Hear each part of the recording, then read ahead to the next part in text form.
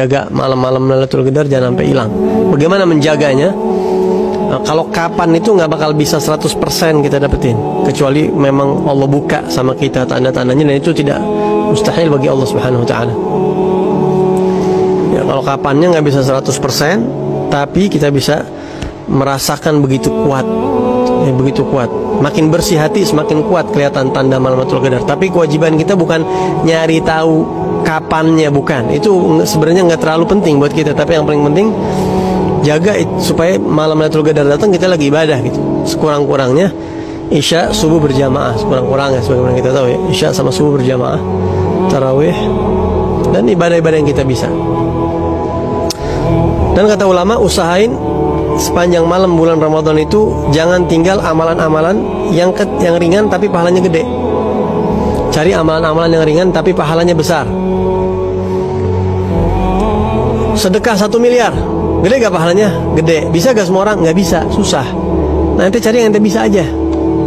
Apa amalan yang enteng tapi pahalanya besar? Apa? Contohnya baca ayat kursi. Ayatul kursi ta'dilu ruba'al Quran. Dalam riwayat dikatakan baca ayat kursi 1 kali pahalanya sama kayak seperapat Al-Quran. Berapa juz tuh? 7 juz setengah. Baca sekali ayat kursi sama kayak baca Al-Quran 7 juz setengah. Jadi kalau nanti baca 4 kali kayak khatam Quran. Ya, suratul Ikhlas ta'dilu thuluthal Quran. Baca qul huwallahu ahad 1 kali sama kayak baca sepertiga Al-Quran, 10 juz.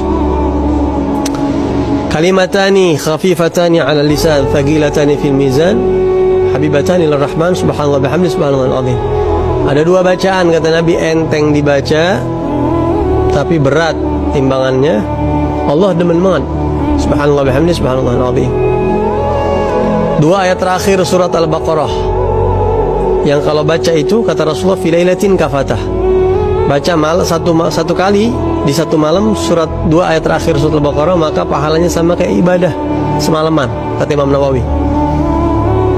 Beb, gimana Beb? Saya nggak hafal Beb, itu apanya yang dibaca tadi? Ente nggak usah baca hatu-hatu, baca aja ratib haddad tiap malam. Itu ada semua di situ.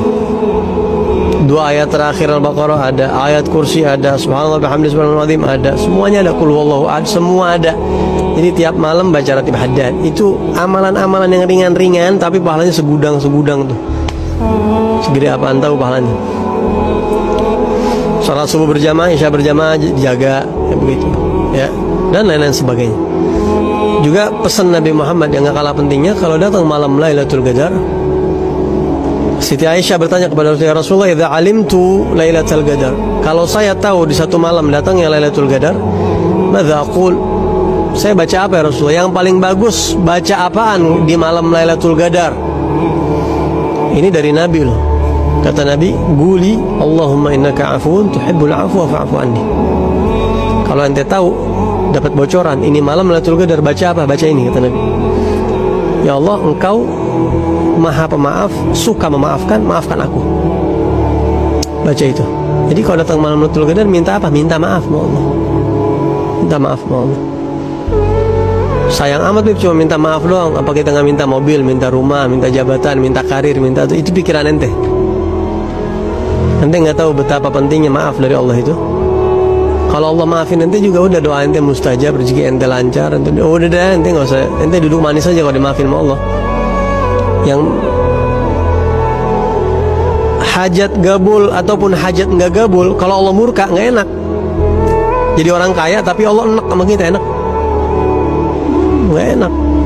Banyak salah kita yang belum dimaafin sama Allah, tapi duit banyak, nggak enak.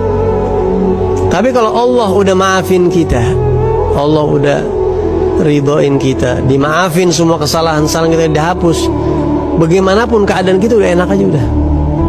Ya, senang susah udah pasti enak, dan nggak mungkin dibikin nggak enak sama Allah. Kalau